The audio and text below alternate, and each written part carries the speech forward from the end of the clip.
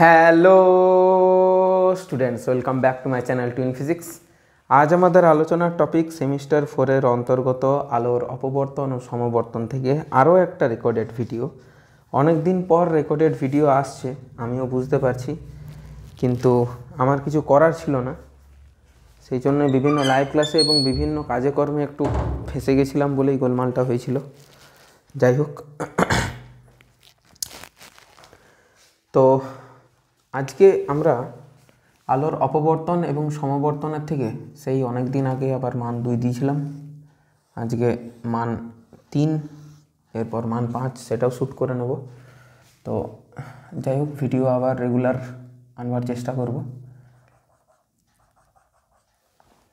আশা করি তোমরা সবাই ভালো আছো, সুস্থ আছো, রায়মার্টিনের লাইভ ক্লাসগুলো দেখছো এবং তার প্যারালালি ছায়া প্রকাশনীটাকেও ভুলে গেলে চলবে না, যেটা আমি কথা দিয়েছিলাম। ওকে, তো মান 3-এর তোমাদের 12টা প্রশ্ন রয়েছে, 12টা প্রশ্নের মধ্যে আবার প্রশ্ন রয়েছে। তো সব কিছুই আলোচনা করব, সব কিছুই চর্চা করা হবে একে একে। দেখো প্রথম প্রশ্নটা কি বলেছে, দেখো প্রথম প্রশ্নটাতে বলেছে যে একটি সমবর্তিত আলোকরশ্মির গতিপথে একটি টুরমেলিন ক্যালাস রেখে সেটিকে সম্পূর্ণ এক পাক ঘোরালে ক্যালাসের বিপরীত দিকে আলোর উজ্জ্বলতার কি পরিবর্তন দেখা যাবে। তো এটা বুঝতে হবে আগে যে আমাদের আলোটা কি। তো দেওয়া আছে আমাদের আলোটা নাকি পোলারাইজড লাইট, অর্থাৎ সমবর্তিত আলো, তাই তো? সমবর্তিত আলো, তার গতিপথে একটা টুরমেলিন ক্যালাস রাখা হয়েছে। টুরমেলিন ক্যালাসকে তো আমরা এইভাবেই ড্র করি। এবার তার অপটিক্যাল অ্যাক্সিস রয়েছে, ধরে নিচ্ছি অপটিক্যাল অ্যাক্সিসটা এরকম, এবং যে আলোগুলো নির্গত হচ্ছে তারাও এরকম নির্গত হচ্ছে, কোনো অসুবিধা নেই। তাদের যে ভাইব্রেশন আছে সেটা এই বরাবর হচ্ছে, ঠিক। এবার ব্যাপারটা হচ্ছে যে যদি একে 90 ডিগ্রি ঘুরিয়ে দেওয়া হয়, অর্থাৎ একে যদি সেম জিনিসে একে যদি 90 ডিগ্রি ঘুরিয়ে দেওয়া হয়, অর্থাৎ এইরকম করে দেওয়া হলো, সাপোজ এমনি করে দেওয়া হলো, তাহলে কিন্তু কোনো লাইট তুমি পাবে না, নো লাইট। এইভাবেও দেখতে পারো, যেহেতু এটা সমবর্তিত আলো। অসমবর্তিত আলো হলে তীব্রতার কোনোরূপ পরিবর্তন হতো না, আগে যতটা পাচ্ছিলে এখনও ততটাই পাবে। কিন্তু যেহেতু এটা পোলারাইজড লাইট, তাহলে ওর যেরকম ধাঁচের কম্পনটা আছে তার সাথে যদি 90 ডিগ্রি করে দেওয়া হয়, ওর কিন্তু কোনো লাইট পাবে না। কথাটা বোঝা গেল নিশ্চয়ই। এবং এটার আরেকটা কথা বলা যেতে পারে বা আরেকভাবে ব্যাখ্যা করা যেতে পারে যে আইটা পাবে I0 cos স্কোয়ার থিটা। তো থিটাটা তো 90 ডিগ্রি হয়ে আছে, তার মানে cos 90 0, তাহলে আইটা তুমি কি পাচ্ছ, অ্যাকচুয়ালি 0 পাচ্ছ। এইভাবেও কিন্তু ব্যাখ্যা করা যেতে পারে। ওকে, ম্যালাসের ল যেটা। দ্বিতীয় প্রশ্ন তো বলেছে যে পরস্পরের সঙ্গে আড়াআড়িভাবে রাখা দুটি সমবর্তকের ওপর যখন কোনো অসমবর্তিত আলো আপতিত হয় তখন কোনো আলো সঞ্চারিত হয় না। আচ্ছা, ওকে, কিন্তু এদের মধ্যে অন্য আরেকটি সমবর্তক রাখলে কিছু পরিমাণ আলোর সঞ্চারণ ঘটে। এর মাধ্যমে তুমি কি বুঝতে পারো? তৃতীয় একটি সমবর্তককে কিভাবে রাখা হলে আলোর সঞ্চারণ বৃদ্ধি পাবে? আচ্ছা, তাহলে দুটো সমবর্তককে আড়াআড়িভাবে, একটা যদি এইভাবে রাখা আছে, এইভাবে, তাহলে আর একটাকে এইভাবে রাখা আছে।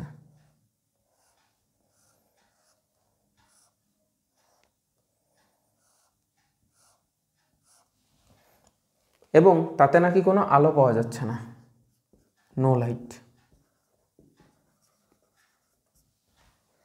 নো লাইট, বোঝা গেল। আর যেটা আমাদের গিভেন আছে সেটা কিন্তু আনপোলারাইজড লাইট, অসমবর্তিত আলো কিন্তু দেওয়া আছে।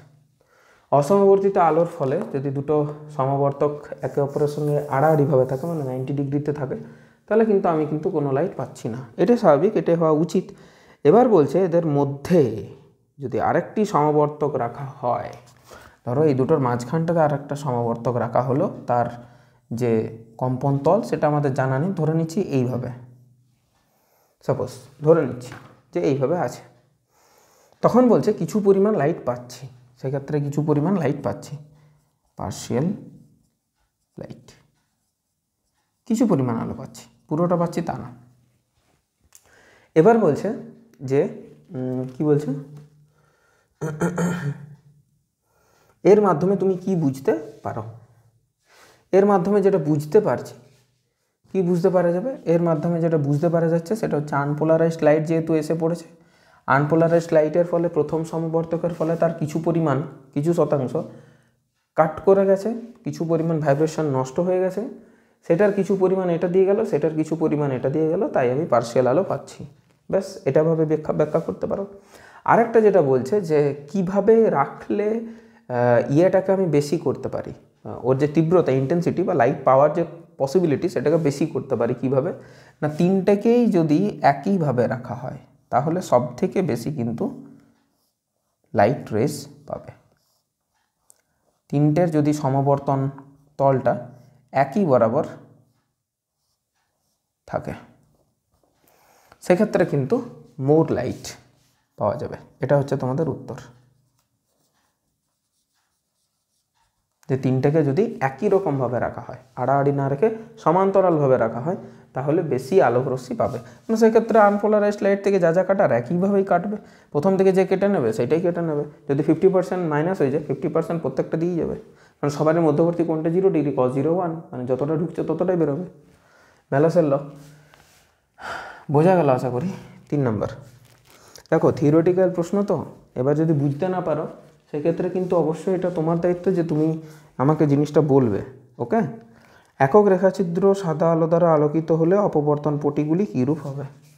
অপবর্তন পটিগুলি যেটা সেন্ট্রাল ম্যাক্সিমা সেটা সাদা হবে, অর্থাৎ কেন্দ্রীয় যেটা চরম পটি সেটা কিন্তু সাদা হবে, আর অন্যান্য পটি আদার ব্যান্ড বা আদার যে ফ্রিঞ্জগুলো থাকবে, ফ্রিঞ্জগুলো সেগুলো কি হবে, সেগুলো কালারফুল হবে। কেন কালারফুল হবে, এই একই প্রশ্ন থাকে তোমার ইয়েতেও, কিসে থাকে, তোমার হচ্ছে ব্যতিচারে, একই প্রশ্ন। এটার রিজনটা এটাই যে সবারই প্রত্যেকটা সাদা আলো যেহেতু ব্যবহার করছি, সাদা আলোর মধ্যে সব আলো আছে, এবার সব আলোর যে পথ পার্থক্য তা ডিফারেন্ট হবে। সব আলোর তোমার পথ পার্থক্য একই হলেও সবারই ল্যামডা আলাদা আলাদা হবে, তাহলে আলাদা আলাদা জায়গাতে সবারই চরম বিন্দু অবম বিন্দু পাবে, তাহলে কালারফুল দেখতে পাবে। এর যেখানে চরম ওর সেখানে অবম, হয়তো নীলের এখানে চরম তাই নীল দেখতে পাচ্ছ, বাকিগুলো অবম। সবারই ল্যামডা আলাদা আলাদা হওয়ার কারণে ল্যামডা সবারই কিন্তু আদার বা ভিন্ন, ভিন্ন বলতে পারি আমরা, ভিন্ন। এটার কারণে কিন্তু তুমি প্রত্যেকটা যে চরম বিন্দু বা অবম বিন্দু পাবে সেগুলো কিন্তু কালারফুল পেয়ে যাবে, অন্যান্য ফ্রিঞ্জগুলো সাদা পাবে না। 4 নম্বর একটা খুব ভালো প্রশ্ন দিয়েছে, এটাই আমার সেমিস্টার 4-এর বা 2-এর সবথেকে বিউটিফুল লাগে, যে অনেক থিওরিটিক্যাল প্রশ্ন রয়েছে যেগুলোর সাহায্যে আমরা বিজ্ঞানটাকে দৈনন্দিন জীবনে কিভাবে ইউজ করছি সেটার কিন্তু অ্যাপ্লিকেশন দেওয়া থাকে। প্রতিফলনের মাধ্যমে কিভাবে অসমবর্তিত আলোকে সমবর্তিত করা যায় তা চিত্রসহ ব্যাখ্যা করো। তাহলে করে দেবে, প্রতিফলনের দ্বারা যদি প্রতিফলিত রশ্মি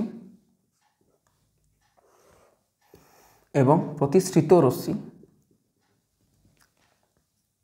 এমন কোণে আপতিত হয় যে আপতন কোণটা যদি সমবর্তন কোণে আপতিত হয়, সে সমবর্তন কোণে আপতিত হলে তোমার প্রতিসৃত রশ্মি আর প্রতিফলিত রশ্মি এইটা আর এইটার মধ্যে 90 ডিগ্রি কোণ উৎপন্ন করে, এবং এর ফলে প্রতিফলিত রশ্মিটা হয়ে যায় সম্পূর্ণ সমবর্তিত আর এটা হয়ে যায় পার্সিয়ালি সমবর্তিত, কিছুগুলো ডট আর তার সাথে এরকম, ব্যাস এইভাবে হয়। আর তার সাথে বলেছে যে ষড়ভুজ টুরমেলিন এক ধরনের ষড়ভুজাকৃতি কেলাস, ষড়ভুজের দীর্ঘতম কর্ণ যেটা আছে, এই যে এখানে যদি বলি এইটা দীর্ঘতম কর্ণ, তাহলে এই কর্ণটাকে কি বলা হয়, এই কর্ণটাকে বলা হয় অপটিক্যাল অ্যাক্সিস বা আলোকীয় অক্ষ।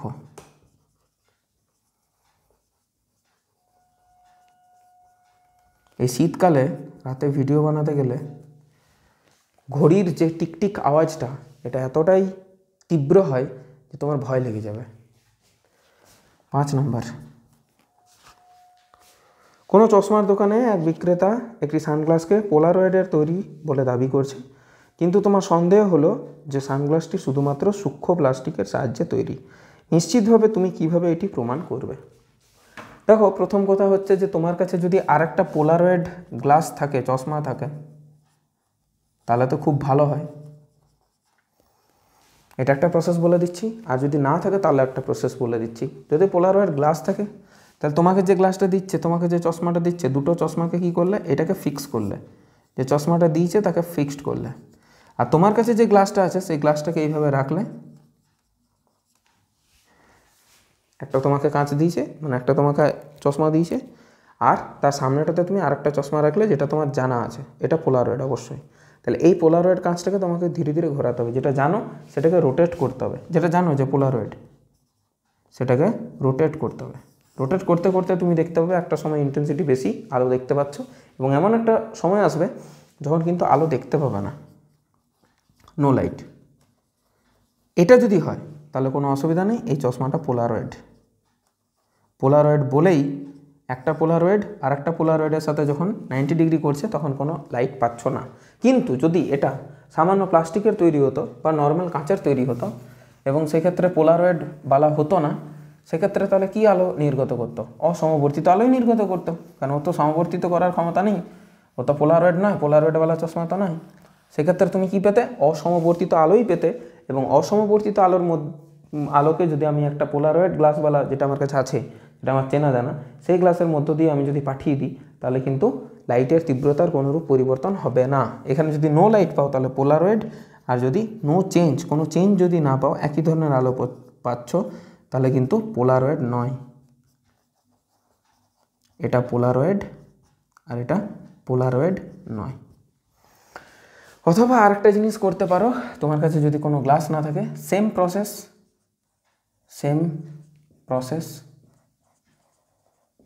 ওই চশমার জায়গাতে, চশমা না গ্লাসের পরিবর্তে তুমি তোমার ফোনটাকে ইউজ করতে পারো।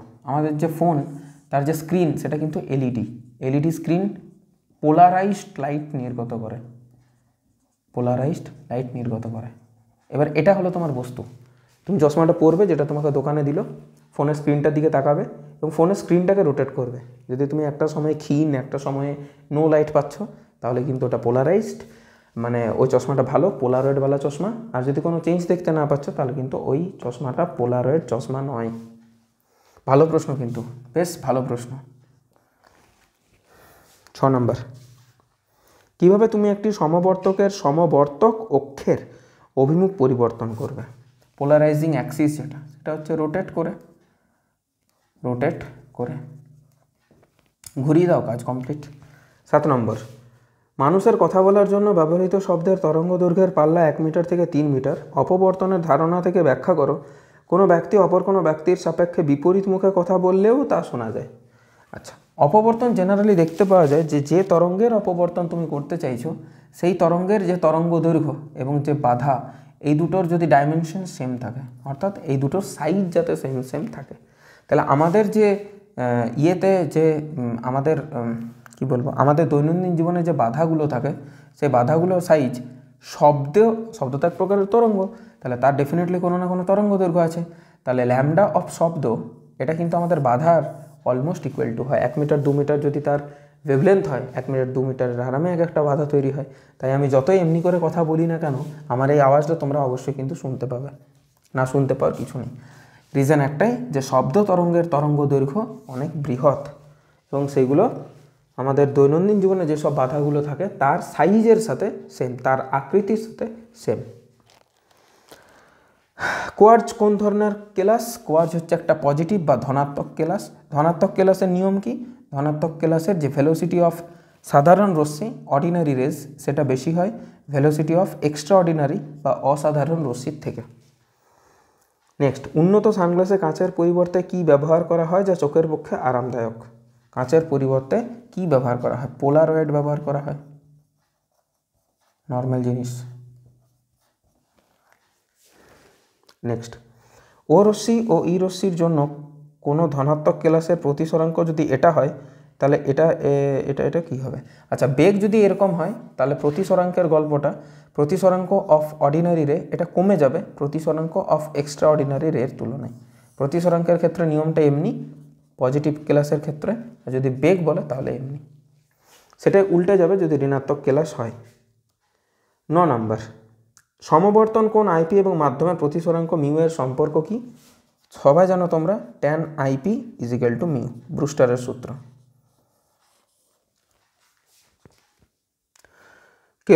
ঋণাত্মক ক্লাসের ক্ষেত্রে ই রশ্মির বেগ ও রশ্মির বেগের তুলনায় বেশি না কম হয়? ই রশ্মির বেগটা বেশি হয়। ভেলোসিটি অফ ই রশ্মি বেশি হবে ভেলোসিটি অফ অর্ডিনারি রশ্মির ক্ষেত্রে for negative class, for negative crystal. বোঝা গেল? একটি দ্বি প্রতিসারক কেলাসের উদাহরণ দাও। টুরম্যালিন বলতে পারো, কোয়ার্টজ বলতে পারো, টুরম্যালিন কতবার বলবে?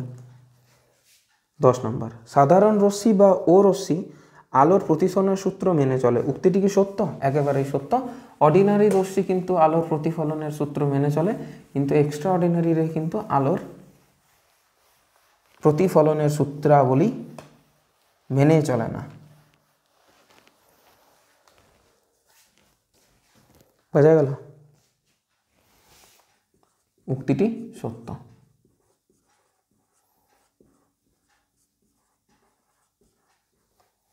আর কি দিয়েছে? একটি ফলকের ক্ষেত্রে সমাবর্তন কোণ π/3 রেডিয়ান। ফলকটির উপাদানের প্রতিসরাঙ্ক কত? यानी कि 60 ডিগ্রি। তাহলে tan IP equal to mu. তাহলে হচ্ছে এখানে tan 60 ডিগ্রি সমান হচ্ছে মিউ। অতএব মিউ ইজিক্যাল টু tan 60 মানে হচ্ছে √3 মানে 1.732। ওকে। ফলকটির উপাদানের প্রতিসরাঙ্ক কত হলো? অপবর্তন ঝালরের অন্ধকার পটিগুলি আংশিক অন্ধকার। উক্তিটি সত্য না মিথ্যা? সত্য। 11 নম্বর। 11 নম্বরে বলেছে সবুজ আলোর ক্ষেত্রে একটি স্বচ্ছ কেলাসের সংকট কোণ 30 ডিগ্রি, কেলাসটির সমবর্তন কোণ নির্ণয় করো। সংকট কোণ θc সেটা কিন্তু 30 ডিগ্রি। ক্লিয়ার? তাহলে সেটা যদি 30 ডিগ্রি হয় তাহলে এখান থেকে মিউ কত হবে? মিউ হবে 1/sin θc, 1/sin θc মানে 1/sin 30 ডিগ্রি, তার মানে 1/2, यानी कि মিউ ইজিক্যাল টু 2। মিউ মানে তো tan IP, তাহলে tan IP ইজিক্যাল টু 2। সেক্ষেত্রে IP কত হবে? tan ইনভার্স 2,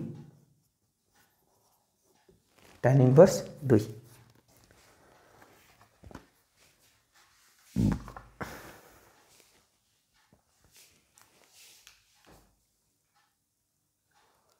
ঠিক আছে। প্রতিফলক ও অপসৃত আলোকরশ্মির মধ্যবর্তী কোণ নির্ণয় করো। সমবর্তন কোণে যদি আপতিত হয় তাহলে এদের মধ্যে প্রতিফলিত রশ্মি আর অপসৃত রশ্মি মানে অ্যাকচুয়ালি প্রতিসৃত রশ্মিকে বলছে, এই দুটোর মধ্যবর্তী কোণ হয় 90 ডিগ্রি। আলোর সমবর্তন সংক্রান্ত বুস্টারের সূত্রটি লেখো। আরামে পেরে যাবে, কোনো অসুবিধাই নেই। দেখাও যে প্রদত্ত এক জোড়া স্বচ্ছ মাধ্যমের জন্য ব্রুস্টার কোণ IB এবং সংকট কোণ IC এর সঙ্গে সম্পর্ক হচ্ছে এটা। এটা তো এখান থেকে করা যাচ্ছে, mu is equal two sin θc, 1/sin θc। আবার কি হচ্ছে? tan IP সমান হচ্ছে মিউ, মিউ মানে কত? 1/sin θc। সেখান থেকে sin θc কে একা করো, তার মানে হচ্ছে 1/tan IP, তার মানে cot IP। তার মানে θc কত হলো?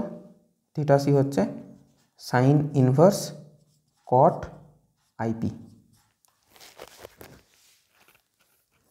বি দিয়েছে ব্রুস্টার অ্যাঙ্গেল, তো বি দিয়েছে। সি ফর IC দিয়েছে, θc না দিয়ে IC দিয়েছে ক্রিটিক্যাল অ্যাঙ্গেল, একই ব্যাপার, কোনো অসুবিধা নেই। এটা একটা সেকেন্ড পার্ট রয়েছে।